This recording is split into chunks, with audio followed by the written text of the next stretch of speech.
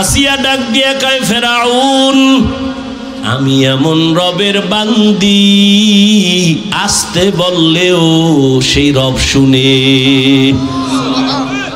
তোমার প্রজা যারা মিশরের, ওরা গোপনে কি করে তুমি দেখো না, আর আমার মাওলা এমন সামিউম বাসীর, গোপনে যা করি আমার রব সব জানেন। বিশাল বড় ঘটনা কোরআনের মধ্যে আছে। ফেরাউন সর্বশেষ সোজা যখন দেখে আসিয়াকে আর পারে না, এইবার বাঁকা হইয়া আসিয়ার উপরে জুলুম। সরকার এত বড় দেশের নেতা, মখমলের চাদরের বিছানা আসিয়ার জন্য হারাম করে দিল, খানা বন্ধ করে দিল। আসিয়া এত বড় পাওয়ারওয়ালার স্ত্রী হইয়া খানায় কষ্ট পায়, ঘুমে কষ্ট পায়, পোশাকে কষ্ট পায়। আসিয়ারে এরপরও ফিরাইতে পারে না। সর্বশেষ ফেরাউন সিদ্ধান্ত নিয়ে কয়, আসিয়া তোমাকে ফাঁসি দিব, শুলিবিদ্ধ করব। আসিয়া বলে, কোনো দুঃখ নাই, মুসলমান মরার জন্য খুশি। মুসলমান মরণের কোনো ভয় পায় না। ঘোষণা হয়ে গেল, খোদা ফেরাউনের স্ত্রীর ফাঁসি হবে। হাজার মানুষ মিশরের ময়দানে হাজির। আসিয়াকে যখন রশি লাগাইয়া নিয়ে যায় মঞ্চে ফাঁসি দিবে, আসিয়া কান্না করে। হঠাৎ তাকাইয়া দেখেন মূসা নবী রাস্তা দিয়া হাঁটিয়া যায়। নবী মূসাকে দেখা আসিয়া হাউমাউ করে কান্না করে, নবী মূসা আপনি জানেননি আমি আসিয়ার আজকের খবর? কয় জানি। ফাঁসি হবে শুনলাম, কয় একটু আমাকে বিদায় বালা বলবেন যে এই রবের গোলাম হওয়ার জন্য বাড়ি ছাড়লাম, খানা ছাড়লাম, আরামের বিছানা ছাড়লাম, ওই রব আমার উপরে কি খুশি না বেজার? মুসা নবী ডাক দিয়া কয়, আমার রব তোমার উপরে এখন খুশি। আসিয়া এই কথা শুই না আসমানের দিকে তাকাইয়া একটা চিৎকার দিয়া বলে, ক্বালাত রব্বি বিনিলি ইনদাকা বাইতান ফিল জান্নাহ। ও আমার রব, তুমি তাকাইয়া দেখো, এত বড় মিশরের দাবিদার খোদা ফেরাউন, ওর ঘরে কিসের অভাব? টাকার অভাব নাই, সম্মানের অভাব নাই, খাদেমার অভাব নাই, কিন্তু মাওলা আমি তোমার মায়া জাহান্নামের ভয়, আমি গুনাহ থেকে বাঁচিয়া বাড়ি ছাড়লাম, গাড়ি ছাড়লাম, আরাম ছাইরা দিলাম। আজ আমারে ফেরাউন থাকার জায়গা দেয় নাই। বিদায় বেলা তোমার কাছে আমি আসিয়ার একটা দাবি।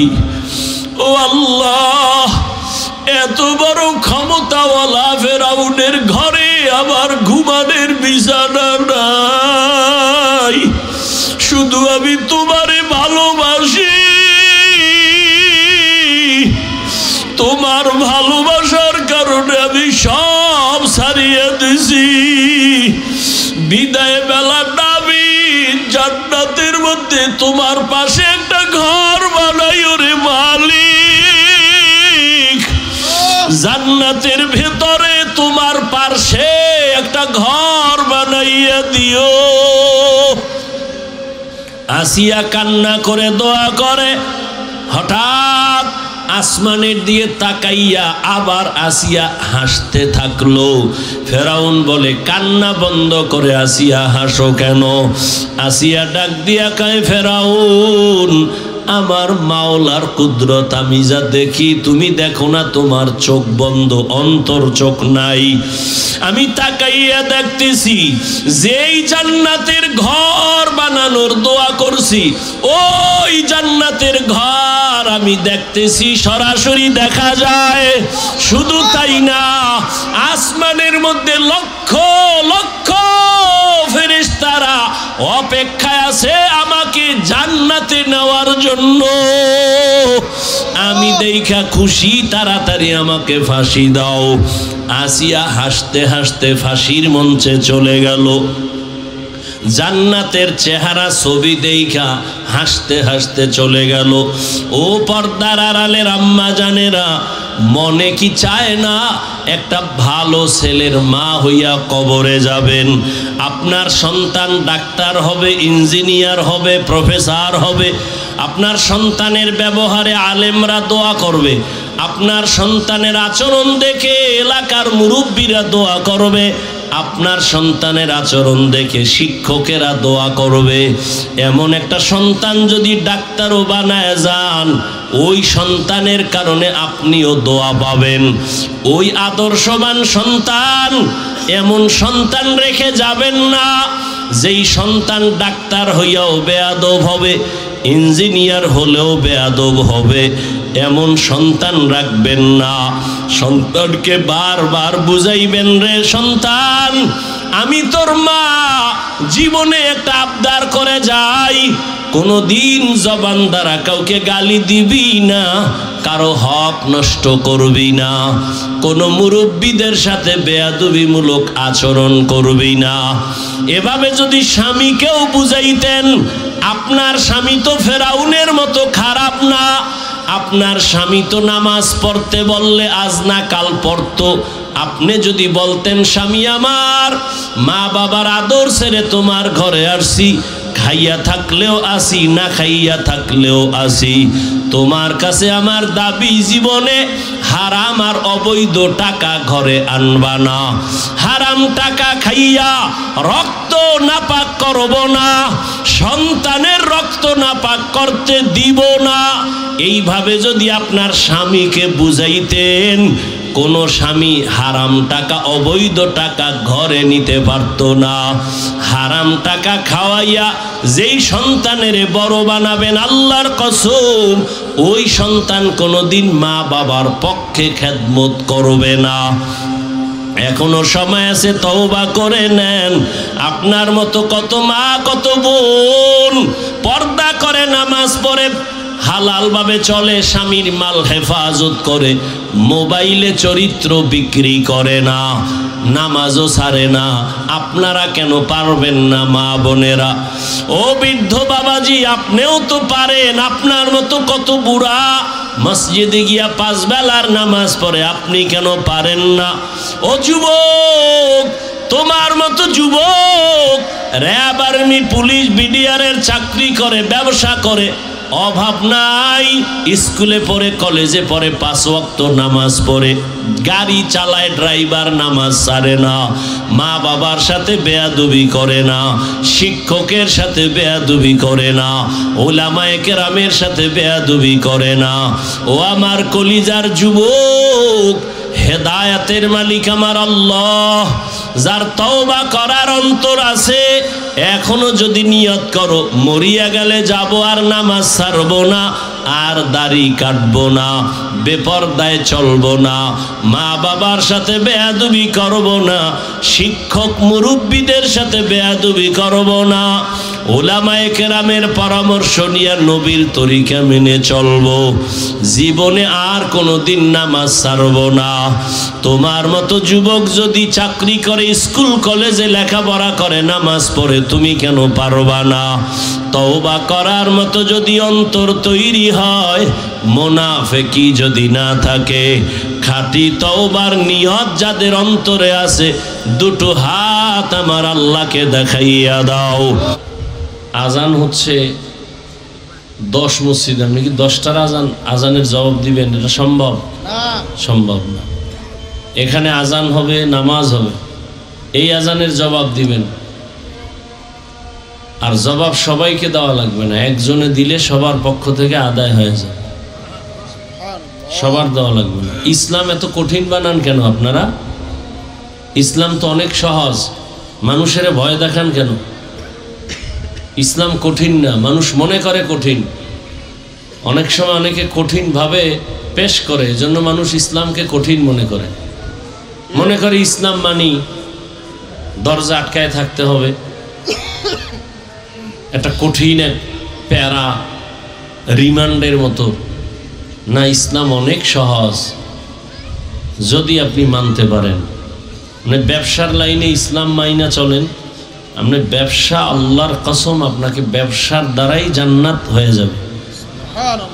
আপনি চাকরির জায়গায় বসে ইসলাম অনুযায়ী চলেন, চাকরিও ঠিক থাকবে, ইসলামও ঠিক থাকবে, জান্নাতও ঠিক থাকবে। নবীজি চাকরি কইরাও দেখাইছেন যে ইসলাম মাইনা কেমনে চাকরি করা যায়, ব্যবসার ক্ষেত্রে ইসলাম মেনে ব্যবসা কেমনে করা যায়, নবী দেখাই গেছেন না। নবীর আদর্শ তো একটা পারফেক্ট আদর্শ। দুনিয়াতে সরকার সংবিধান বানায়, রচনা করে সংবিধান, আবার সংশোধনী আনে। কি এখন পাগল হয়ে গেছে, সংবিধান ভাঙো নতুন আবার করো, আবার আর এক দল আইব কইবে ভাঙ আবার নতুন কর, ওটি ভুল। এই কাবজাবে যাইব দুনিয়া। আর রসুলের এক সংবিধান আল্লাহ দিছেন, কিয়ামত পর্যন্ত এটা চলবে, কোনো সংশোধনী লাগবে না। সংশোধনী লাগবে যারা কইব, ওর জীবনের সংশোধনী লাগবে, ওর আমলের সংশোধনী লাগবে, আকীদার সংশোধনী লাগবে, ইসলামের না, কোরআনের না, রসুলের হাদিসের না। পারফেক্ট আদর্শ রসুলের, যে আদর্শের সামনে পৃথিবীর সমস্ত বিধর্মীরা স্যারেন্ডার হয়েছে। 100 মনীষীর কিতাব বই লেখছে, প্রথম মনীষী কার নাম দিবে, দিতে দিতে দেখে যে অটোমেটিকলি রহমতের নবীর নামটা আগে চলে আসে। আমরা তো ওই নবীর উম্মত, কপাল খারাপ, চিনলেন না ওই নবী কেমন নবী।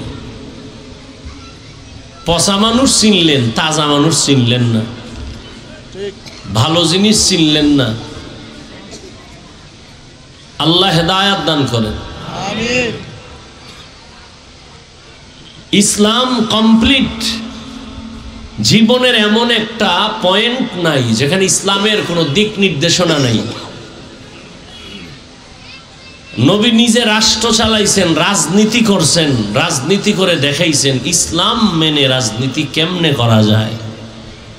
কি ইসলাম মেনে রাজনীতি করা যায় না? ইসলাম মেনে রাজনীতি করলে সমস্যা চোর, ডাকাত, দুর্নীতিবাজ, ধান্দাবাজ আর চান্দাবাজের জন্য। এরা ইসলাম মানবে না জীবন। ওরা জানে ইসলামই শান্তি, ওরা জানে, সবাই জানে। সব সুদখোর, ঘুষখোর, মিথ্যাবাদী, জিনাকার সবাই জানে ইসলামই সঠিক। মানে না কেন? চুরি করতে পারবে না, দুর্নীতি করতে পারবে না, জুলুম করতে পারবে না। এজন্য ওরা ইসলাম জানে সঠিক, মানে না। মানে না তো মানেই না। কেউ যেন এটা সামনে নিয়ে আসতে না পারে, এই জন্য ধুলা দেয়, চোখে ধুলা। কি ইসলামে রাজনীতি নাই, কোরআনে রাজনীতি নাই, হুজুর থাকবে নিরপেক্ষ। নিরপেক্ষ তো শয়তানও না, নিরপেক্ষ কোনো মানুষ নাই। প্রত্যেকটা মানুষ কোনো না কোনো পক্ষে, হয়তো শয়তানের পক্ষে, না হয় আল্লাহর পক্ষে। হিজবুল্লাহ, হিজবুশ শাইতান, ফারিকুন ফিল জান্নাহ ওয়া ফারিকুন ফিস সাঈর। তুমি শয়তানের দলে, না হয় আল্লাহর দলে। কোন দলে আছো? শয়তান কয় নামাজ ছাড়, দাড়ি কাট। আর আল্লাহর দলের রসুলের আদর্শ নিয়ে যারা আছে এরা বলে নামাজ পড়ো, পর্দা করো। কেউ কয় না আমি পাঁচকল্লি পড়ছি তুমিও পড়ো, আমি দাড়ি লম্বা করছি, আমি এই যে জামা পড়ছি এইভাবেই সিস্টেম করে জামা পরো। এটা কোনো হুজুর বলে না। কি বলে? নবীর আদর্শের টুপি পরো। তুমি সাদা পরো, কালো পরো, সবুজ পরো, পরো। জামা পরো, হাঁটুর নিচে পরো, না কানি ফেরা পরো, না কোন সিস্টেমে পরবা? পরবা, জামা পরো, পরবা, পরা লাগবে। পরা ছাড়া তোর কবর নাই। তো মরার পরে তো পড়বি, লাভ কি? আগে পর কামে লাগবে। কি সেই পোশাক তো মরার পরেই পরলা, লাভ কি? আগে পরো, কামে লাগবে। হুজুরেরা কত চিল্লাইছে, হাত ধো, দোনো হাত ধো, ধুইয়া খাইতে বসো। খায় না, ধোয় না, গরুর মতো হাঁটে আর চাটে। ঠিকই কানে ধরাইয়া মাওলা এখন ধোয়াইতেছে। কি মেডিসিন পকেটে লই ঘুরে আর হাত ধোয়। এখনো অনেকে হাত ধোয়, অফিসে মেডিসিনের বোতল কতক্ষণ যায় হাতে মাইখা হাত পরিষ্কার করে। তো এইটা মানলা, কিন্তু ওই মানায় লাভ হইল না তো। হুজুরগো কথা অনুযায়ী যদি নবীর মহব্বতে মানতা, তাহলে ইবাদত হইতো, সওয়াব হইতো। এখন হাত ধুইতেছ 13 বার, কোনো সওয়াব নাই। এখন ধুইতেছ করোনার ভয়, আল্লাহর নবীর মোহাব্বতে না। ইসলাম এত কঠিন না, ইসলাম অনেক সহজ। আর যে মানে না ওর জন্য তো কঠিন। অন্ধ হাতি চিনে না, কি চিনে না? এখন কথা হাতি দেখা দরকার, দেখতে গিয়া সুর ধইরা চইলাইছে। দেখছো নি? হ্যাঁ। কেমন? রশির মতো বাঁকা। আর এখন তো দেখছে গে পাও ধরছে, হাতির পা ধইরা বাসায় এসে বলে দেখছো? হ্যাঁ। কি? পিলারের মতো হাতি।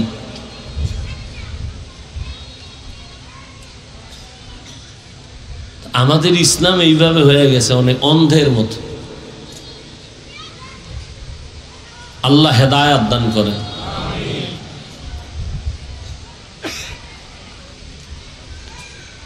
ওলামায়ে কেরাম আলোচনা করেছেন, আমি সংক্ষিপ্ত 2-4টি কথা বলার নিয়তে কোরআনে হাকিমের এক আয়াতে কারিমা তিলাওয়াত করেছি, নবীজির হাদিস থেকে একটি হাদিস পড়েছি। আয়াত হাদিসের আলোকে রুহানিয়তের সমন্বয় ইখলাসের সাথে সহি নিয়তে সহি তরিকায় সহি কিছু কথা বলার মতো, শুনবার মতো আমাকে আপনাদের সবাইকে আল্লাহ তৌফিক দান করেন। এভাবেই দিন যাবে, রাত যাবে, এভাবেই আপনিও রাত কাটাইতেছেন, দিন কাটাইতেছেন, খাইতেছেন, ঘুমাইতেছেন, বাজারে যাইতেছেন, আমরাও এভাবে চলতেছি। কিন্তু ফলাফলের বেলায় তো প্রমাণ হয়ে যাবে কে কতটুকু পিছনে আছেন, কতটুকু আগায় আছেন। দুনিয়ার থেকে আমিও যাব, আপনিও যাবেন। হিসাব মিলান, কি রেখে যাবেন, কি নিয়ে যাবেন। গোটা দুনিয়াটা আপনার হাতের মুঠায় আল্লাহ গোলাম বানায় দিছেন। পাহাড় আপনার গোলাম, বিশাল বড় সূর্য আপনার গোলাম, চন্দ্র আপনার গোলাম, বাঘ আপনার গোলাম, শক্তিশালী গরু আপনার গোলাম। আল্লাহ এত কিছু আপনারা দিছেন। এমনি আপনি মোষ বড় কইরা দাড়ি কাটবেন আর গাঞ্জা খাবেন, ডান হাতে বিড়ি বাম হাতে চা টানবেন, এই আপনার জীবন। কোনো জবাবদিহিতা নাই। আপনার চাকরি দিছি ফ্যাক্টরিতে ম্যানেজারের, এখন আপনি কর্মচারীর লাইতে আইবেন, গাইলে আইবেন, ওর টাকা মাইরে খাইবেন, বেতন দেবেন না। আপনি যা মনে চায় তাই করবেন, আপনি ম্যানেজার। আপনি সবার উপরে পাওয়ারফুল না। এর নাম দুনিয়া না, এর নাম প্রতিষ্ঠান না, এর নাম নিয়ম না, এর নাম মানুষত্ব না। প্রত্যেকটার একটা নিয়ম আছে, প্রত্যেকটার একটা শৃঙ্খলাবদ্ধতা আছে, সীমাবদ্ধতা আছে। মনে চাইলেই খাবেন, মনে চাইলে ফালায় দিবেন, মনে চাইলে হাসবেন, মনে চাইলে কাঁদবেন। এটা জিন্দেগি হতে পারে না, এটা পাগলের জিন্দেগি। পাগল মনে চায় হাসে, পাগল মনে চায় কাঁদে, পাগল বসে থাকে, দৌড় দেয়। পাগলের কোনো জিন্দেগি নেই। আপনি তো মানুষ, আপনার হিসাব দিতে হবে। দুনিয়ায় পরকালও, দুনিয়ায় আকাম কইরা বাঁচতে পারে না, পরকালে বাঁচবেন কি করে? 10 তলা বিল্ডিং বানাইছে, দুদক নোটিশ দিয়ে দিছে, এত টাকা কই পাইছো হিসাব দাও, বিল্ডিং থুইয়া দৌড়। দুনিয়াতেই যদি হালাত হয়, পরকালে উপায় কি? হ্যাঁ, সেদিন বলছিলাম জানি কোথায় যে আওয়ামী লীগ গেছে, লাফাইও না। শিক্ষা নাও, তুমি জুলুম করলে পরিণাম ফল তোমারটাও এমন হবে। শিক্ষা নাও, লাফাইও না। এ জাতিকে চিনো। তুমি ধান্দাবাজি আর চান্দাবাজি করো, ওলামায়ে কেরাম করে না। ওলামায়ে কেরাম জাতির পক্ষে, জালেমের বিরুদ্ধে আজীবন লড়ে আসছে, লড়তে থাকবে। ওলামায়ে কেরাম বলে না আমগো এমপি বানাও, ওই উপদেশটা কে হইছে ও নিয়ে কারো কথা নাই, কিন্তু কথা আছে এতটুকু, জুলুম করলে আবার আন্দোলন হবে। কি হবে না? আবার আন্দোলন হবে। স্বাধীন স্বাধীন করে নাকটাই না ঘুমাও, দেশ স্বাধীন বলে নাক টেনে ঘুমাও। কিসের স্বাধীন? স্বাধীন হলে চট্টগ্রামে আইনজীবীর গলায় ছুরি চালায় কে? কিসের স্বাধীন?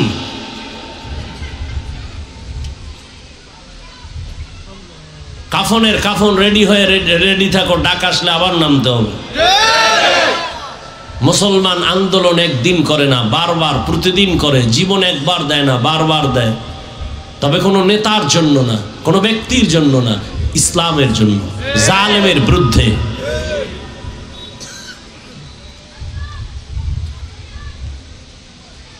দুনিয়ার সব খারাপ, অমুকে খারাপ, অমুকে খারাপ, তুমি খারাপ কে বলবে? তোমার দাড়ি ওঠে না কেন? তুমি পর্দা করো না কেন? তুমি হালাল রুজি অর্জন করো না কেন? ইবাদত কবুল হওয়ার 1 নম্বর শর্ত হালাল খানা।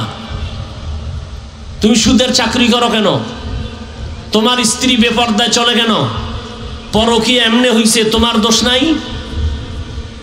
তুমি বিবাহের ক্ষেত্রে যৌতুক খাইছো কেন? তোমার পদে পদে পদে পদে চূড়ান্ত কবিরা গুনাহ, মারাত্মক। তুমি খারাপ এই কথা একবারও বলো না কেন যে আমি খারাপ? মানুষের কাছে বললো না, আল্লাহর কাছে বলো। মসজিদে আজান হচ্ছে, নামাজে যাও না কেন? তোমার আমার আচরণে মা বাবা কাঁদে কেন? এতগুলো মানুষ মোনাজাত দেয়, চোখে পানি আসে না কেন? মাস্তানি না? এত সোজা। জান্নাতের টিকিট পাইছেন হাতে 10 জন সাহাবা, মৃত্যু পর্যন্ত কান্না কান্না কান্না কান্না। কারণ কি? জান্নাতের টিকিট তো রেডি। আবু বকরও কাঁদতেছেন, ওমর কাঁদতেছেন, ওসমান কাঁদতেছেন, আলী কাঁদতেছেন, স্বয়ং রসুল কাঁদতেছেন, আল্লাহর আদালতের ভয়ে কাঁদতেছেন, আর চোখে পানি নাই।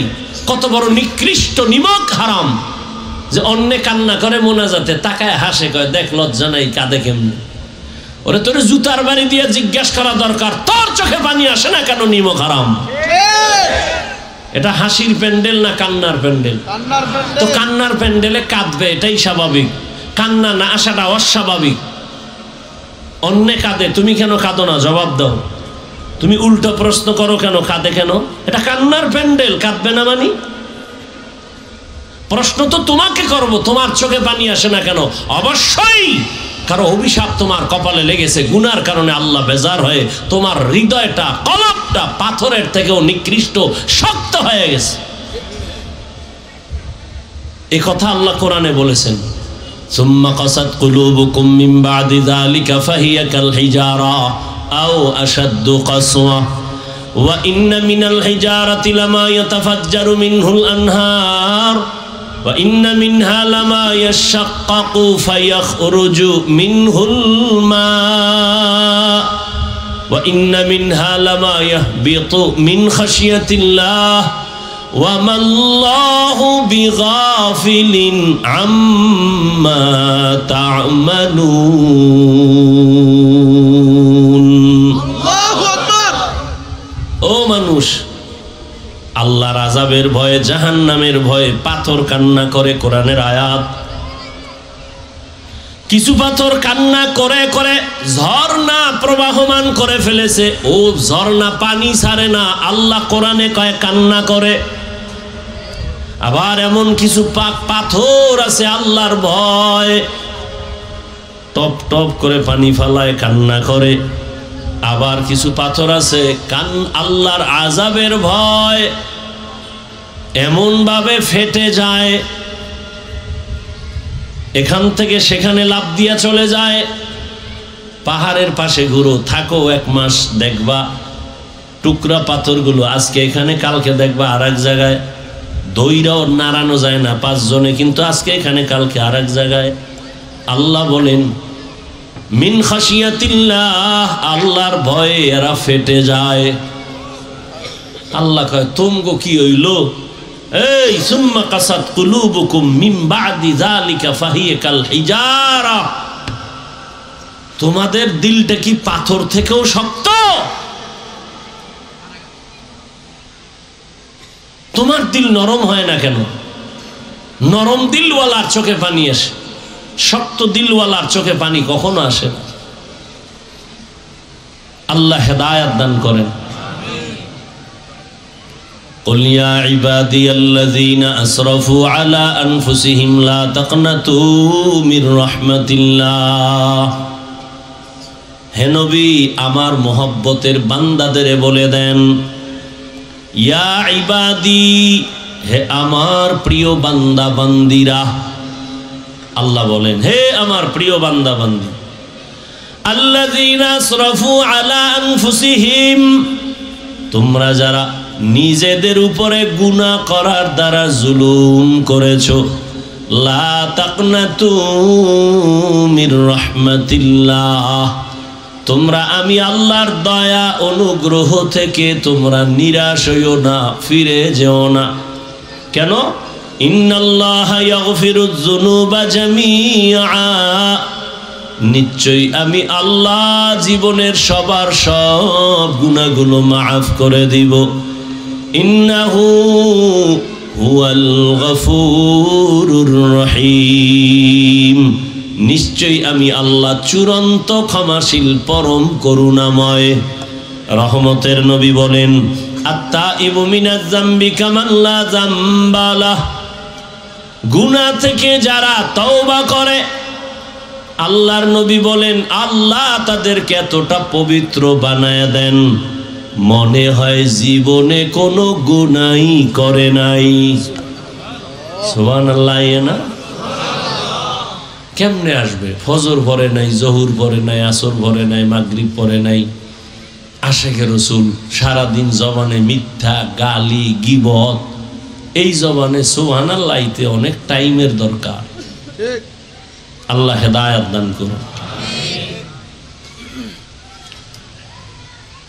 নবীজি বলেন, আমার জীবনে আমার কাছে দুনিয়াতে সব থেকে প্রিয় আল্লাহর দেওয়া কিতাব কোরআন, সব থেকে প্রিয়।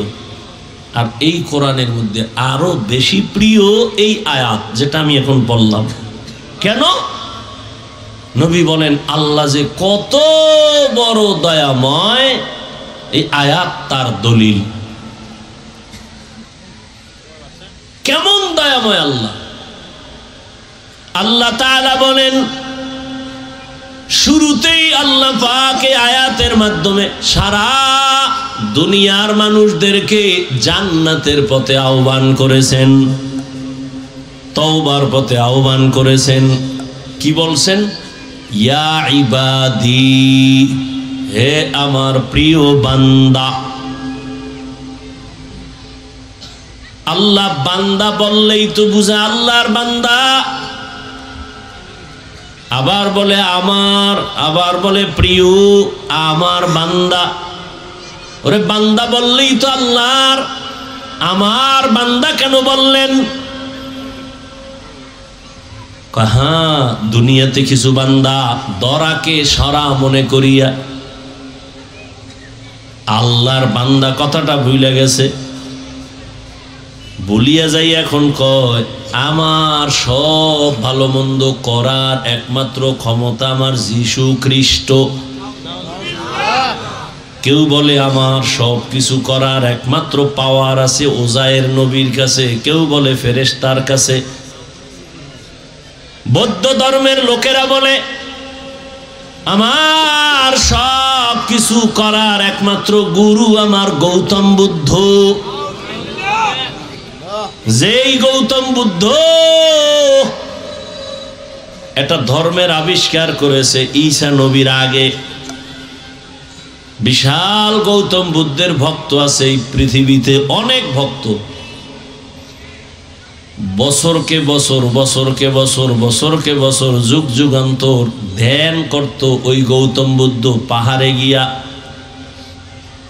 যেটাকে বলে সাধনা। 100 মনীষীর বইয়ের মধ্যে গৌতম বুদ্ধের ইতিহাস আছে। পারলে গুগলে ঢুকো গৌতম বুদ্ধ কে, ওখানে সব লেখা আছে। না জেনে না শুনে জবানকে কন্ট্রোল করো বাবা। চুপ থাকলে ভালো, কথা বললে বিপদ।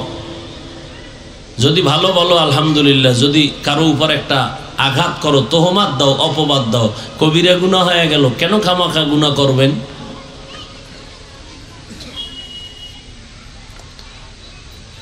ওরা মনে করে গৌতম বুদ্ধ আমাদের গুরু। আল্লাহ কয় এই বৌদ্ধ ধর্মের লোকেরা, গৌতম তোদের আপন না, তোদের আসল না, আমি আল্লাহ তোদের আসল। গৌতম তোদের বানায় নাই, আমি তোদের সৃষ্টি করেছি, অতএব তোরা আমারই বান্দা, আমি তোদের মাবুদ। ইহুদি দলের মানুষ, তোমরা ইহুদি ধর্ম পালন করো, মনে করো মুসা নবী আর ঈসা নবী তোমাদের আসল। না, কেউ বলে ঈসা নবী আল্লাহর সন্তান, আবার একদল কয় না ঈসা নবীর যেহেতু কোনো বাবা নাই, নাউযুবিল্লাহ বলে জারর সন্তান। নাউযুবিল্লাহ আসে না? हकीकत से तो दुनिया बेखबर है, दुनिया की नुमाइश पर नजर है, नमी गुयम के अज दुनिया जुदा बाश, बहर कारे के बाशिबा खुदाबाश। আল্লাহ বললেন, ও ইহুদি ধর্মের মানুষ, ঈসা নবী তোদের বানায় নাই, বরং ঈসাকেও আমি বানাইছি, তোদেরও আমি বানাইছি। ঈসা যেমন আমার বান্দা, তোরাও আমার বান্দা। হিন্দু ধর্মের লোকেরা, সনাতন ধর্মের মানুষ, তোরা যতই লাফালাফি করো না কেন, তোদের আর একজন আছে। না না না, তোরা লক্ষ্মী দেবীর কাছে যাইয়া কান্না করলে ভাবো জীবনে আর ফকির হবি না। না, ফকির বানানের মালিক আমি আল্লাহ। মনসা দেবীর কাছে কান্দো আর মনে মনে ভাবো জীবনে তোরে সাপে কাটবে না। শীতলা দেবীর কাছে গিয়া কান্না করে ভাবো জীবনে তোরে কলেরায় ধরবে না। আল্লাহ বলেন সব কিছুর মালিক আমি আল্লাহ। সরস্বতী না, তোর শীতলা দেবী না, তোর লক্ষ্মী দেবী না, আমি আল্লাহ তোদের বানাইছি। আমার তোরা বান্দা, আর কারো বান্দা না। আমার বান্দা আয়, আমার কাছে ফিরিয়া আয়। পাহাড় পরিমাণ গুনাহ করেছো, গুনাহ কইরা একটা পাহাড় বানাইতে তোর সময় লাগছে 50 বছর। অল্প অল্প গুনাহ করতে করতে করতে করতে হাতের গুনাহ, চোখের গুনাহ, কানের গুনাহ, অন্তরের কল্পনার গুনাহ কইরা বিশাল একটা পাহাড় বানাইছো। এই পাহাড়টাকে আমি আল্লাহ মুহূর্তের মধ্যে নিস্তেনাবুদ করে দিব। তওবা নামের মেডিসিনটা দিয়া যদি একবার মাথা নত করে বলো আল্লাহ মাফ করে দাও, আমি আল্লাহ এমন দয়ার মালিক, মুহূর্তের মধ্যে তোর 50 বছরের গুনাহ মাফ করে দিব। আতিনা ফি দারে দুনিয়া না হাসান, আতিনা ফি দারে উকবা না হাসান, ইয়া গিয়াসাল মুস্তাগীসিন ইহদিনা লিফতিখারা বিল উলুমে ওয়াল গিনা, হর গরিদে নেকো তু তৈয়ার হ্যায়, जो न मांगे उससे तू बेजार है। আল্লাহ চান না তার বানানো কোনো বান্দা, কোনো বান্দি জাহান্নামে যাক। 1 সেকেন্ডের জন্য জাহান্নামে আল্লাহ কাউকেই দিতে চান না। প্রশ্ন করবেন তো আল্লাহ জাহান্নামটা বানাইছেন কেন? তার সংক্ষিপ্ত জবাব, জমিনে কিছু গাদ্দার আছে, যাইনা শুইনা জাহান্নামে যাবেই যাবে। দেখবেন অনেকে চায়ের দোকানে বসে হাসতে হাসতে বলে এত সওয়াব দিয়ে লাভ কি, সব জান্নাতে গেলে জাহান্নামে যাবে কে? হাসতে হাসতে বলে এত সওয়াবের দরকার নাই। এখানে যত মানুষ আপনারা বসছেন সবাই ভালো করে তো বিশ্বাস করেন আল্লাহ আছে, নবী আছে, কোরআন আছে, হাদিস আছে, কিয়ামত হবে। এখানে একটা মানুষও জানেন না একথা ভুল। মিথ্যা বলা হারাম, গালি দেওয়া হারাম, গীবত করা হারাম, চুরি করা হারাম, ডাকাতি হারাম, কারো উপরে জুলুম করা হারাম, হারাম, নামাজ পড়া ফরজ, পর্দা করা ফরজ, হালাল রুজি অন্বেষণ করা ফরজ। কি জানেন না? সব জানেন। জানিয়া শুনিয়া আবার কেন গুনার দিকে আগাইতেছেন? কেমন যেন মনে হয় আপনি ইচ্ছা কইরা জাহান্নামে যেতে চাইতেছেন। আল্লাহ কয় যখন তুই আলেম গো ফাও ধরায়ও ফিরো না, যাইতেই চাও, তাহলে কিছুদিন জাহান্নামে ঘুইরা দেখ মজা কেমন। তোর মতো গাদ্দারের জন্য আমি জাহান্নাম বানায় রাখছি। কিন্তু আমি চাই না জাহান্নামে যা, মৃত্যুর আগেও যদি তওবা করো তোকে আমি জান্নাতি বানায় দিব। ইয়া ইলাহি মুঝসে মুঝকো दूर कर, ताके देखो मुझ में तुझको एक नजर। या इलाही तू मेरा माबूद है, या इलाही तू मेरा माशूक है। আল্লাহ তাআলা আমার বান্দা কেন বললেন? এর একমাত্র কারণ আল্লাহ আমাদের বেশি মোহাব্বত করেন, আদর করেন, ভালোবাসেন।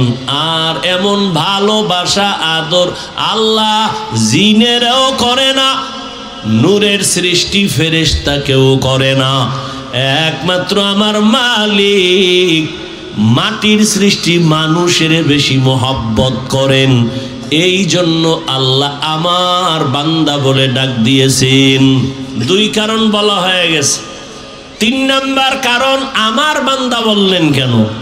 এই আমার বললেন কেন? 3 নাম্বার কারণ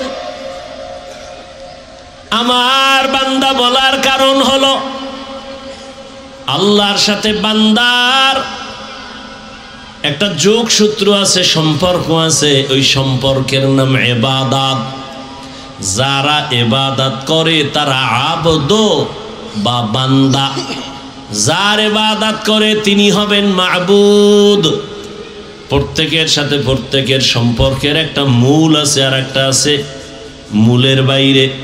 যেমন ছাত্র শিক্ষক একটা সম্পর্ক, মা বাবা সন্তান একটা সম্পর্ক, স্বামী আর স্ত্রী একটা সম্পর্ক, পীর মুরিদ একটা সম্পর্ক, মালিক আর গোলাম একটা সম্পর্ক। আমার ছাত্র এখানে আছে, জিজ্ঞাসা করলেন, এই আমাকে সম্পর্কে জিজ্ঞাসা করলেন এই হুজুরকে, তো এটা একটা আলাদা পরিচয় দিল। উনি মাওলানা, এই বাড়ি অমুক জায়গায়, এই মাদ্রাসায় আছে, অমুক মসজিদে আছে, এটা একটা পরিচয়। আর যদি বলেন এটা আমার হুজুর, এটা সহজ পরিচয়, আসল পরিচয়, মোহব্বতের পরিচয়। এটার দ্বারা মায়া বাড়ে, মোহব্বত বাড়ে। ছাত্রর ব্যাপারে জিজ্ঞাসা করলেন এই ছেলেটাকে। আমি যদি বলি ফেনী এলাকার, বাবা এই, মা এই, অমুক বাড়ি থাকে, অমুক মাদ্রাসায় পড়ে, সব বাদ দিয়ে যদি কই আমার ছাত্র, মোহব্বত বাড়বে না? বাড়বে। আল্লাহকে আসমানের মালিক, জমিনের মালিক, চন্দ্র সূর্যের মালিক, বাতাসের মালিক, আলোর মালিক, অন্ধকারের মালিক, রিজিক দেনেওয়ালা তিনি আল্লাহ। সব বাদ আমার মাবুদ। আল্লাহ কয় বান্দাকে, কয়টা সৈয়দ বংশের বান্দা, এই বান্দাটাকে বলে হিন্দু ধর্মের বান্দা, এই বান্দাটাকে ইহুদি ধর্ম পালন করে, সব বাদ। যদি আল্লাহ কয় আমার বান্দা, আল্লাহর কসম জান্নাতে ঢুকতে কোনো টিকিট লাগবে না। সুবহানাল্লাহ। কুল ইয়া ইবাদিয়াল্লাযীনা আসরাফু, ইয়া ইবাদি, হে আমার প্রিয় বান্দা। আমার বান্দা বইলে আল্লাহ বড় মায়া করছেন। তুই আমার বান্দা, তুই কই যাবি? আমারে রাইখা কোথায় যাও?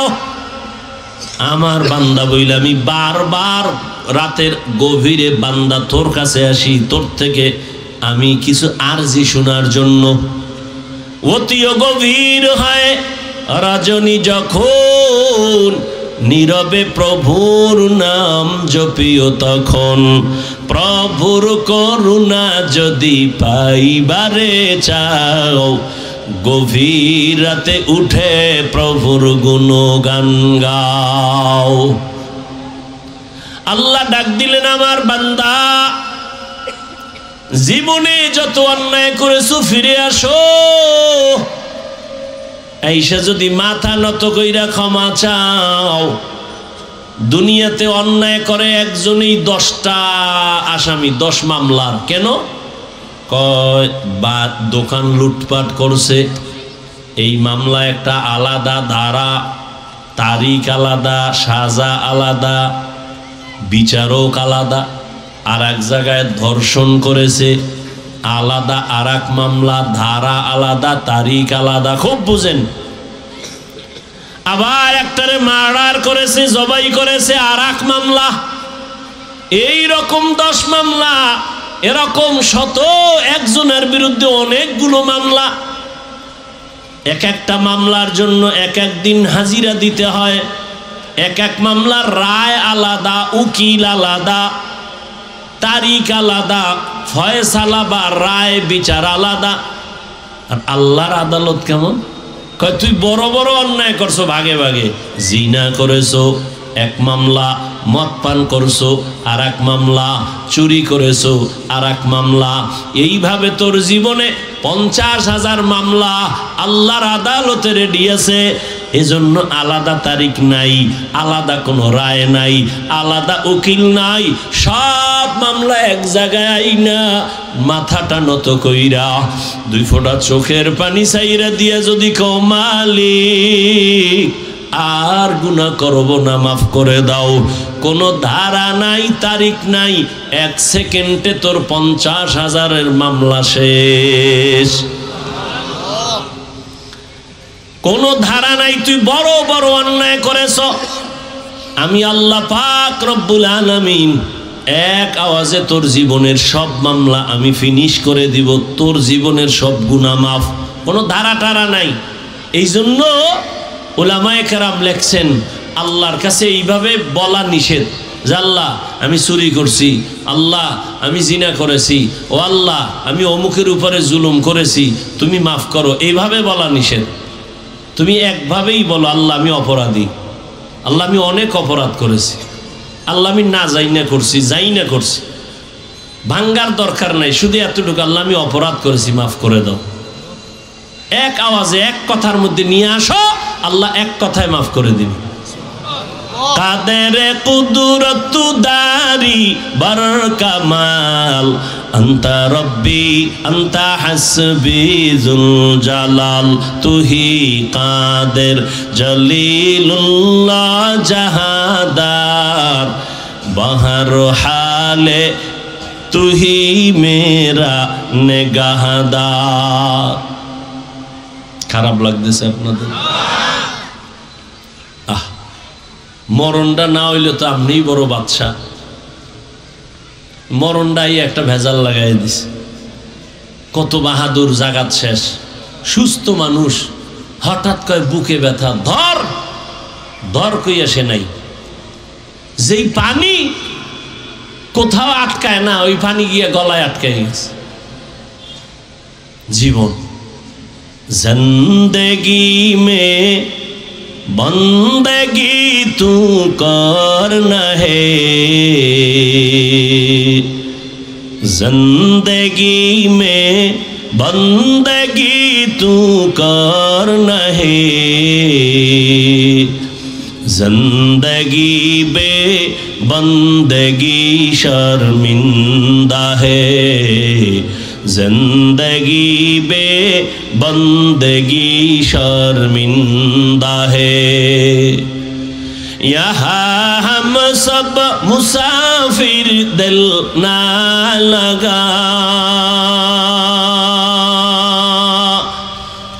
अहले दिल की नजर से रूह करता जा, यहाँ हम सब मुसाफिर दिल ना लगा, अहले दिल की नजर से रूह करता जा, शाह दौलत सब फकीर गर नेक नहीं, शाह दौलत सब फकीर गर नेक नहीं, जिंदगी में बंदगी तू करना है, जिंदगी में बंदगी तू करना है, जिंदगी बे बंदगी शर्मिंदा है, जिंदगी बे बंदगी शर्मिंदा है। जिंदगी में बंदगी कुन बंदगी बंदगी बे जिंदगी शर्मिंदगी قل يا عبادي الذين أسرفوا على أنفسهم لا تقنطوا من رحمة الله إن الله يغفر الذنوب جميعا إنه هو الغفور الرحيم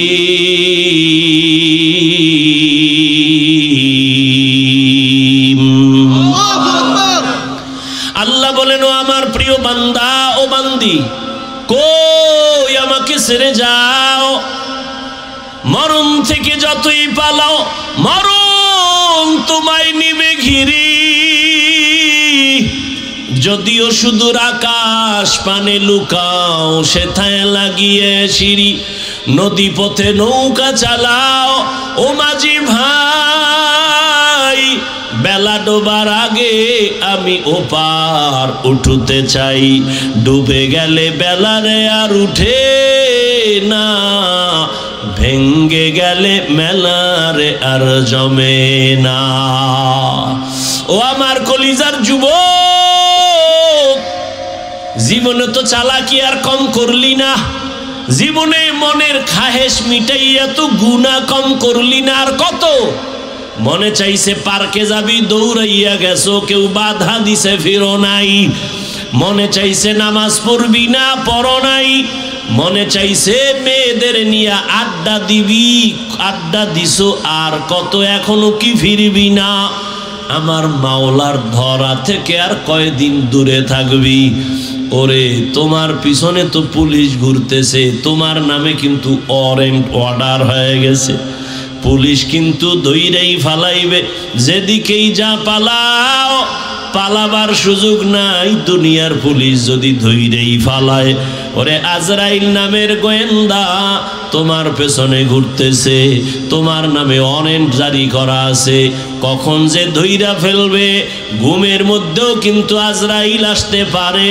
না এই চিন্তা যদি করতে যুবক বিছানায় শুইয়া দরওয়াজা জানালা বন্ধ করে কানের মধ্যে গানের তার লাগাইয়া ঘুমাইতে পারতি না রে বাবা তুই যদি রাতের বেলা গানের তার কানে লাগায়া ঘুমাও আর ওই ঘুমের মধ্যে আজরাইল আলাইহিস সালাম আইসা যদি দেখে তোর কানের মধ্যে গানের তার লাগানো মুসলমান হিসাবে একটু চিন্তা কর আমার মাওলার আদালতে কি জবাব দিবি ও যুবক বাবারা তোমার মতো যুবক একটু নজর দিয়া তাকায়া দেখো আমি যে এতক্ষণ তোমাকে বয়ান করতেছি চিল্লাইয়া কত কষ্ট দুনিয়াতে কথা বলার মতো কষ্টের আর কোনো কাজ নাই দুনিয়াতে উলামায়ে কেরামের মতো কষ্টের কাজ আর কেউ করে না এই জাতিকে নিয়ে উলামায়ে কেরাম যেই পরিমাণ ভাবে দুনিয়াতে আর কেউ ভাবে না এই জাতির জন্য উলামায়ে কেরাম যেই পরিমাণ চোখের পানি ফেলে আর দোয়া করে আর কেউ ফেলে না রে বাবা ওলামায়ে কেরাম নিজের ছেলে মেয়ে পরিবারের জন্য এত চিন্তা করে না উম্মতের নিয়ে যেই চিন্তা করে এই কারণেই তো মাথার পাগড়ি মাজায় বেঁধে বৈষম্য বিরোধী আন্দোলনে ছাত্রদের মাঝে মাঠে নাইমে গেছে জীবনকে বাজি রাখিয়া ক্ষমতায় বসার জন্য না একমাত্র জালেমের জুলুম থেকেই জাতিকে বাঁচাবার জন্য औलियारा कारे उक़बा इख्तियार जाहिलारा कारे दुनिया इख्तियार मैले मोमिन सोए मोमिन मिशावत मैले काफिर सोए काफिर मिशावत एरे अल्लाहर बंदारा এই জন্য উলামায়ে কেরামে জাতির বড় রাহবার কিয়ামত পর্যন্ত আর এক সেকেন্ডের জন্য কোনোদিন নবী আসবেন না, সাহাবায়ে কেরাম আসবেন না, তাবেঈন আসবেন না, আইম্মায়ে কেরাম আসবেন না। কিয়ামত পর্যন্ত এই জাতিকে জান্নাতের পথ দেখাবে একমাত্র উলামায়ে কেরাম। এজন্য একদল পিছনে লাগছে। আলেমদের প্রতি মানুষের ঘৃণা কেমনে জমানো যায়? কারণ আলেমের প্রতি যদি মানুষের ঘৃণা জমে, তখন আর আলেমের পিছে নামাজ পড়বে না, বয়ান শুনবে না, আলেমের কাছে যাবে না, ইসলামের বাতি এমনেই নিভে যাবে। এই ষড়যন্ত্র চলতেছে, আবার বেঈমানেরাও চালাচ্ছে, কিছু মুনাফিকেরাও করতেছে।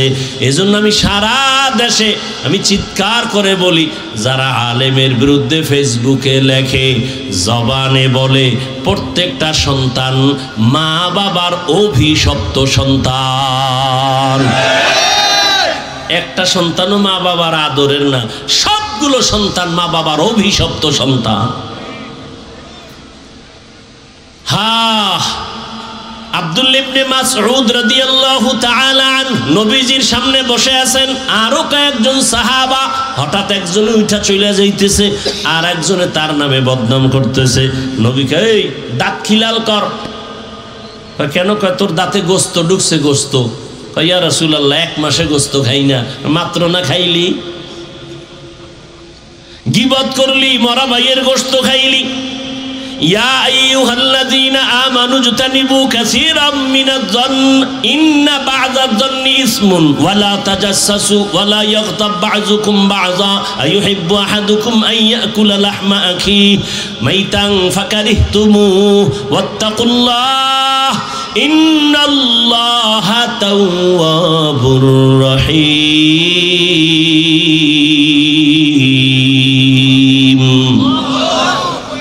আল্লাহ বলেন, এ মুমিন, কাউকে খারাপ ধারণা করিও না। অনেক ধারণা গুনাহের মূল কারণ। কারো গীবত পেছনে বলিও না লোকটা খারাপ। ভালো বলতে পারো না? দুনিয়াতে মানুষ কি আছে একটা ভালো গুণও নাই? নাই। এই স্বামী স্ত্রীর ভুল ধরতে ধরতে ধরতে ধরতে জীবন শেষ। তোমার বউয়ের মধ্যে কি একটাও ভালো গুণ নাই? তুমি ভালো গুণটা একবারও কেন বললা না? তোমার সন্তানটাকে পেটে ধারণ করিয়া 7 আসমানের বোঝা মাথায় নিয়ে কত কষ্ট করেছে, টাইম মতো ক্ষুধা লাগছে, খানা খাইতে পারে নাই, সন্তানের ব্যথা। বালিশ নিচে ঘুমাবে, রাতে এক রাত্র আরামে ঘুমাইতে পারে নাই, সন্তান পেটে আঘাত করে। তোমার সন্তান স্ত্রী যে গর্ভে ধারণ করলেন, খানা খাইতে পারলেন না, চোখে পানি, ব্যথায় গড়াগড়ি খায় বিছানায়, প্রসব বেদনায় যে কি কান্নার আওয়াজ। আম্মাজানের কণ্ঠের আওয়াজ আমার ঘরের বাইরে যায় না, কিন্তু আমি যেদিন দুনিয়াতে আসছি আম্মাজানের প্রসব বেদনা যে এত বেশি। আম্মাজানের কান্নার আওয়াজ পাশের বাড়িওয়ালারা শুইনা ঘুমাইতে পারে না। আম্মাজান কান্না করে, দাদি আর নানি পাশে বৈশা সহযোগিতা করে, কাঁদবা না। আম্মাজান কান্নার এত অবস্থা, মরিয়া যাবে। এক পর্যায়ে কয়, এই শাশুড়ি মা, আমার কিনারার থেকে চলে যাও, আমার স্বামীকে আমার কাছে একান্তে একটু দাও, আমি 1 মিনিট আমার স্বামীর সাথে কথা বলবো। আমার আব্বা জানের আমার আম্মা জান কাছে বসাইয়া, আমার আম্মা জান কান্না অবস্থায় হাতটা ধইরা কয়, স্বামী, বাবার মায়া, মায়ের মায়া, মোহাব্বত ছাড়িয়া তোমার ঘরে আসছি, যেইভাবে খেদমত করা দরকার ওইভাবে করতে পারি নাই, দয়া করে আমারে মাফ করে দাও, দাবি রাখবা না, আমি মরিয়া যাব। সন্তান দুনিয়াতে আসার ব্যথা সহ্য করতে পারি না, আমার উপরে 7 আসমানের বোঝা, আমি বিদায় হয়ে যাব, মরিয়া যাব, দয়া করে মাফ করে দিও, অন্তরে কোনো দুঃখ রাখবা না, দাবি রাখবা না। ও আমার এলাকার মুসলমান যুবক, মায়ের প্রসব বেদনার ওই যে কান্না আর কষ্ট, নিজের চামড়া যদি খুলিয়া মায়ের জুতা বানাইয়া দাও, জীবনে মায়ের ওই এক রাতের কান্নার ঋণ আদায় করা সম্ভব কোনোদিন হবে না। কিন্তু মায়েরে কম জ্বালান জ্বালাস না, এখনো জ্বালাও। মোবাইলের জন্য মায়েরে কি পরিমাণ জ্বালাইতেছো। মা টাকা দাও মোবাইল কিনবো, মা টাকা দাও পার্কে যাব, মা টাকা দাও ঘুরতে যাব, মা টাকা দাও বন্ধুদের আড্ডায় যাব। মায়েরে কি পরিমাণ জ্বালাইছো। মায়ের থেকে টাকা নিছো, বাবার টাকা নিছো মোবাইলে এমবি ভরার জন্য। ওই মা তোরে কিছুই কয় না, বুঝায়। আবার তুই মায়ের একটা ধমক দিছে তোরে ভালো বানানোর জন্য। তুই রাগ করিয়া এক সপ্তাহ হইছে মাকে মা বলে ডাকো না। আম্মা জান বাবার কিনারায় রাতের বেলা বালিশে মাথা লাগায় গুনগুন করে কান্না করে। আব্বা বলে বিবি কেন কাঁদো? বলে এমনি। না না কেন কাঁদো? বলে দুঃখ। কি তোমার দুঃখ? বলে এক সপ্তাহ হলো আমার কলিজার সন্তান আমারে আম্মু বলে ডাকে না। কেন ডাকে না? অন্যায় করেছে, একটা ধমক দিয়েছি। সন্তান অভিমান কইরা ঘরে এসে খায় ঠিক, আমার দিয়ে তাকায়ও না, মা কইয়া ডাকেও না। আব্বাজান বুঝায় বিবি ঘুমাও খানা খাও। সন্তান বুঝে না, একদিন বুইজা কিনারায় আসবে। মা কান্না করে কয় স্বামী খানার প্লেট যতবার সামনে নেই আমার খানা পেটের মধ্যে যায় না। আমি যত ঘুমানোর চেষ্টা করি আমার চোখে ঘুম আসে না। আমার কাছে ঘুমের থেকে খানার থেকে আমার সন্তানের মা ডাকে বড় মজা। একটা মা যদি সন্তানের একটা ডাক শোনার জন্য এত পাগল, ওরে তোমারে যিনি বানাইছে তিনি আবার মালিক। ওই আল্লাহর দেওয়া পানি, ওই আল্লাহর দেওয়া বাতাস, ওই আল্লাহর দেওয়া চাঁদের আলো সূর্যের আলো, ওই আল্লাহর দেওয়া জমিনের ফসল খাইতেছো, গাছের ফল খাইলা, ওই আল্লাহর দেওয়া নদীর মাছ খাইলা। একটা মা যদি সন্তান তোমার একটা ডাক শোনার জন্য এত পাগল হয়ে যায়, তোমার ডাক না শুনিয়া মায়ের অন্তরে কান্না, খানা খায় না, ঘুমায় না। ওরে যে আল্লাহ তোমার জন্য আসমান জমিন গ্রহ নক্ষত্র সব বানাইয়া দিলেন, ওই আল্লাহ কি চায় না তুই একবার আল্লাহ বলিয়া ডাক দিবি? আর আমার আল্লাহ তোর ডাকে খুশি হইয়া যাবে।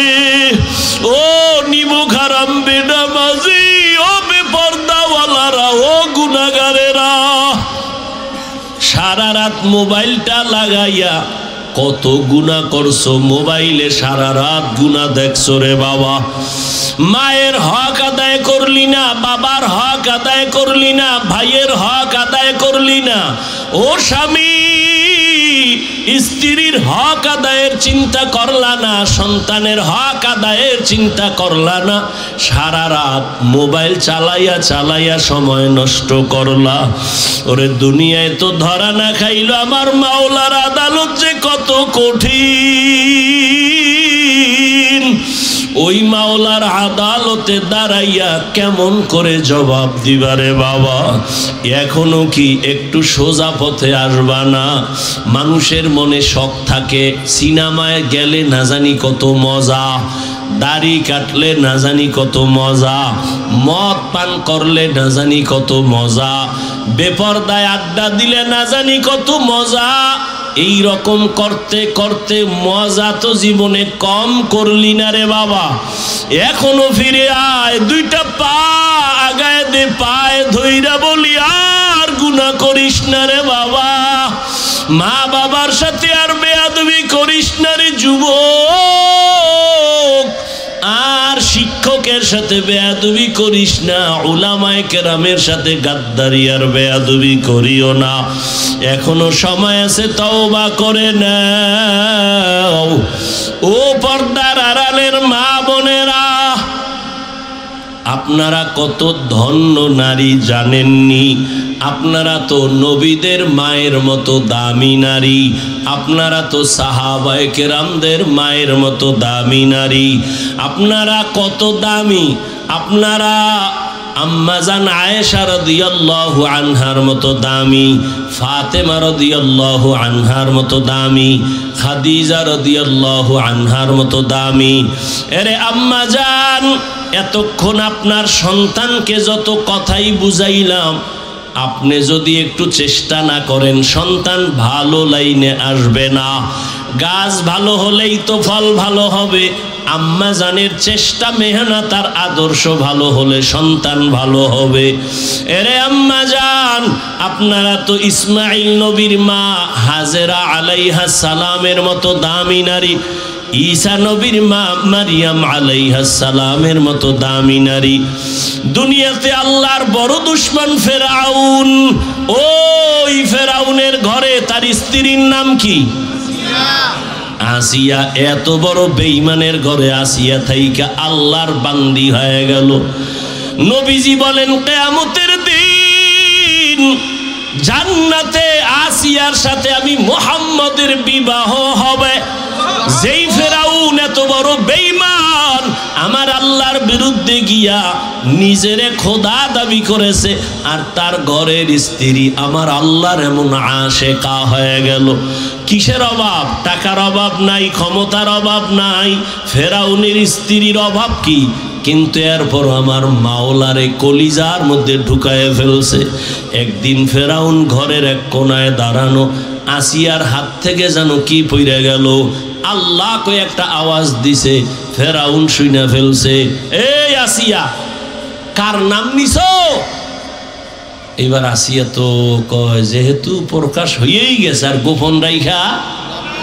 আসিয়া কয়, আমার রবের নাম। ফেরাউন বলে, মিশরের খোদা তো আমি, তুমি আবার কোন খোদার নাম নিলা? আসিয়া ডাক দিয়া কয়, রে ফেরাউন, তোমারে যিনি বানাইছেন তিনি আমার রব। ফেরাউন বলে, সর্বনাশ, তুমি আমার বিবি হইয়া যদি আমাকে খোদা না মানো, আমার খোদাগিরির ভ্যালু নাই। আসিয়া, খবরদার, আর একবারও আল্লাহর কথা বলবা না, আমারে খোদা বলো। আসিয়া বলে, অন্তরে যেই খোদার মায়া ঢুকে ওই খোদারে আর ছাড়ব না। ফেরাউন অনেক বুঝানোর পর আসিয়াকে ফিরাইতে পারে না। এক পর্যায়ে বলে, আসিয়া, কানে মুখে আমাকে আস্তে কইরা খোদা বলো। আসিয়া ডাক দিয়া কয়, ফেরাউন, আমি এমন রবের বান্দি, আস্তে বললেও সেই রব শুনে। তোমার প্রজা যারা মিশরের, ওরা গোপনে কি করে তুমি দেখো না? আর আমার মাওলা এমন সামিউম বাসীর, গোপনে যা করি আমার রব সব জানেন। বিশাল বড় ঘটনা কোরআনের মধ্যে আছে। ফেরাউন সর্বশেষ সোজা যখন দেখে আসিয়াকে আর পারে না, এইবার বাঁকা হইয়া আসিয়ার উপরে জুলুম। সরকার এত বড় দেশের নেতা, মখমলের চাদরের বিছানা আসিয়ার জন্য হারাম করে দিল, খানা বন্ধ করে দিল। আসিয়া এত বড় পাওয়ারওয়ালার স্ত্রী হইয়া খানায় কষ্ট পায়, ঘুমে কষ্ট পায়, পোশাকে কষ্ট পায়। আসিয়ারে এরপরও ফিরাইতে পারে না। সর্বশেষ ফেরাউন সিদ্ধান্ত নিয়ে কয়, আসিয়া, তোমাকে ফাঁসি দিব, শুলিবিদ্ধ করব। আসিয়া বলে, কোনো দুঃখ নাই, মুসলমান মরার জন্য খুশি। মুসলমান মরণের কোনো ভয় পায় না। ঘোষণা হয়ে গেল, খোদা ফেরাউনের স্ত্রীর ফাঁসি হবে। হাজার মানুষ মিশরের ময়দানে হাজির। আসিয়াকে যখন রশি লাগাইয়া নিয়ে যায় মঞ্চে ফাঁসি দিবে, আসিয়া কান্না করে, হঠাৎ তাকাইয়া দেখেন মূসা নবী রাস্তা দিয়া হাঁটিয়া যায়। নবী মূসাকে দেখা আসিয়া হাউমাউ করে কান্না করে, নবী মূসা আপনি জানেননি আমি আসিয়ার আজকের খবর? কয় জানি। ফাঁসি হবে শুনলাম, কয় একটু আমাকে বিদায় বালা বলবেন যে এই রবের গোলাম হওয়ার জন্য বাড়ি ছাড়লাম, খানা ছাড়লাম, আরামের বিছানা ছাড়লাম, ওই রব আমার উপরে কি খুশি না বেজার? মুসা নবী ডাক দিয়া কয় আমার রব তোমার উপরে এখন খুশি। আসিয়া এই কথা শুই না আসমানের দিকে তাকাইয়া একটা চিৎকার দিয়া বলে, ক্বালাত রব্বি বিনিলি ইনদাকা বাইতান ফিল জান্নাহ, ও আমার রব তুমি তাকাইয়া দেখো এত বড় মিশরের দাবিদার খোদা ফেরাউন, ওর ঘরে কিসের অভাব? টাকার অভাব নাই, সম্মানের অভাব নাই, খাদেমার অভাব নাই, কিন্তু মাওলা আমি তোমার মায়া জাহান্নামের ভয় আমি গুনাহ থেকে বাঁচিয়া বাড়ি ছাড়লাম, গাড়ি ছাড়লাম, আরাম সাইরা দিলাম। আজ আমারে ফেরাউন থাকার জায়গা দেয় নাই, বিদায় বেলা তোমার কাছে আমি আসিয়ার একটা দাবি। ও আল্লাহ, এত বড় ক্ষমতাওয়ালা ফেরাউনের ঘরে আবার ঘুমানের বিছানা নাই, শুধু আমি তোমারে ভালোবাসি, তোমার ভালোবাসার কারণে আমি সব ছাড়িয়ে দিছি। বিদায় বেলা দাবি জান্নাতের মধ্যে তোমার পাশে একটা ঘর বানাইও রে মালিক, জান্নাতের ভেতরে তোমার পাশে একটা ঘর বানাইয়া দিও। আসিয়া কান্না করে দোয়া করে, হঠাৎ আসমানের দিকে তাকাইয়া আবার আসিয়া হাসতে থাকলো। ফেরাউন বলে, কান্না বন্ধ করে আসিয়া হাসো কেন? আসিয়া ডাক দিয়া কয়, ফেরাউন আমার মাওলার কুদরত আমি যা দেখি তুমি দেখো না, তোমার চোখ বন্ধ, অন্তর চোখ নাই। আমি তাকাইয়া দেখতেছি যেই জান্নাতের ঘর বানানোর দোয়া করছি ওই জান্নাতের ঘর আমি দেখতেছি, সরাসরি দেখা যায়। শুধু তাই না, আসমানের মধ্যে লক্ষ লক্ষ ফেরেশতারা অপেক্ষায় আছে আমাকে জান্নাতে নেওয়ার জন্য। আমি দেখা খুশি, তাড়াতাড়ি আমাকে ফাঁসি দাও। আসিয়া হাসতে হাসতে ফাঁসির মঞ্চে চলে গেল। জান্নাতের চেহারা ছবি দেখা হাসতে হাসতে চলে গেল। ও পর্দার আড়ালের আম্মা জানেরা, মনে কি চায় না একটা ভালো ছেলের মা হইয়া কবরে যাবেন?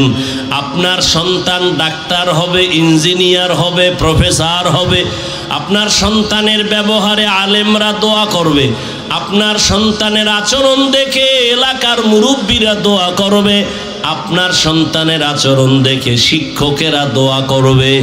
এমন একটা সন্তান যদি ডাক্তারও বানায় যান, ওই সন্তানের কারণে আপনিও দোয়া পাবেন।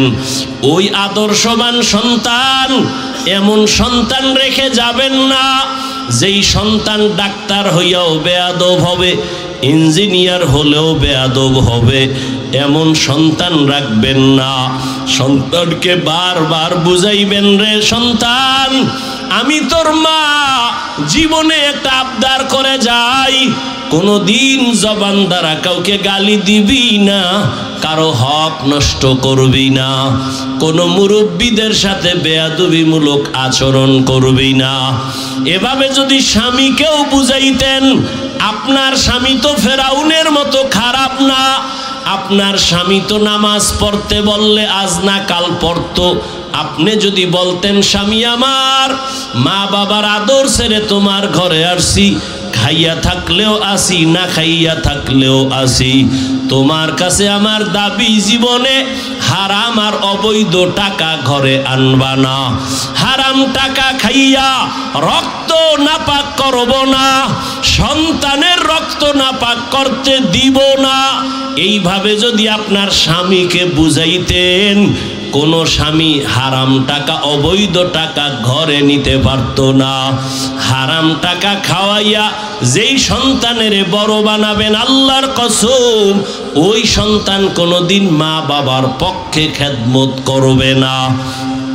এখনো সময় আছে, তওবা করে নেন। আপনার মতো কত মা কত বোন পর্দা করে, নামাজ পড়ে, হালাল ভাবে চলে, স্বামীর মাল হেফাজত করে, মোবাইলে চরিত্র বিক্রি করে না, নামাজও ছাড়ে না। আপনারা কেন পারবেন না মা বোনেরা? ও বৃদ্ধ বাবাজি, আপনিও তো পারেন। আপনার মতো কত বুড়া মসজিদে গিয়া 5 বেলার নামাজ পড়ে, আপনি কেন পারেন না? ও যুবক, তোমার মতো যুবক র্যাব, আর্মি, পুলিশ, বিডিআরের চাকরি করে, ব্যবসা করে, অভাব নাই, স্কুলে পড়ে, কলেজে পড়ে, 5 ওয়াক্ত নামাজ পড়ে, গাড়ি চালায়, ড্রাইভার, নামাজ ছাড়ে না, মা বাবার সাথে বেয়াদবি করে না, শিক্ষকের সাথে বেয়াদবি করে না, ওলামায়ে কেরামের সাথে বেয়াদবি করে না। ও আমার কলিজার যুবক, হেদায়াতের মালিক আমার আল্লাহ, যার তওবা করার অন্তর আছে, এখনো যদি নিয়ত করো মরিয়া গেলে যাব আর নামাজ ছাড়বো না, আর দাড়ি কাটবো না, বেপরদায় চলবো না, মা বাবার সাথে বেয়াদবি করবো না, শিক্ষক মুরব্বীদের সাথে বেয়াদবি করবো না, ওলামায়ে কেরামের পরামর্শ নিয়ে নবীর তরিকা মেনে চলবো, জীবনে আর কোনোদিন নামাজ ছাড়বো না। তোমার মতো যুবক যদি চাকরি করে, স্কুল কলেজে লেখাপড়া করে, নামাজ পড়ে, তুমি কেন পারবা না? তওবা করার মতো যদি অন্তর তৈরি হয়, মুনাফিকি যদি না থাকে, খাঁটি তওবার নিয়ত যাদের অন্তরে আছে, দুটো হাত আমার আল্লাহকে দেখাইয়া দাও। আয় আল্লাহ, হাতগুলো কবুল করে নেন, তওবা কবুল করে নেন, তওবার উপরে মজবুত হইয়া চলার তৌফিক দান করেন, আমিন। আলহামদুলিল্লাহি রাব্বিল আলামিন, ওয়াসসালাতু ওয়াসসালামু আলা সাইয়্যিদিল আমবিয়াই ওয়াল মুরসালিন ওয়া আলা আলিহি ওয়া আসহাবিহি আজমাইন। ইয়া আরহামার রাহিমিন, ইয়া আরহামার রাহিমিন, ইয়া আরহামার রাহিমিন। রব্বিরহামহুমা কামা রব্বায়ানি সগীরা। আল্লাহুম্মা ইন্নাকা আফুউন কারীম তুহিব্বুল আফওয়া ফা'ফু আন্না। আল্লাহুম্মা ইন্না নাসআলুকা রিযাকা ওয়াল জান্নাহ ওয়া নাউযু বিকা মিন সাখাতিকা ওয়ান নার। ও দয়ার মালিক, কত উলামায়ে কেরাম, মুরব্বী, হাজী সাহেব, কত ছাত্র, যুবক বাবারা, পর্দার আড়ালে কত মা বোনেরা হাত তুলেছেন, কত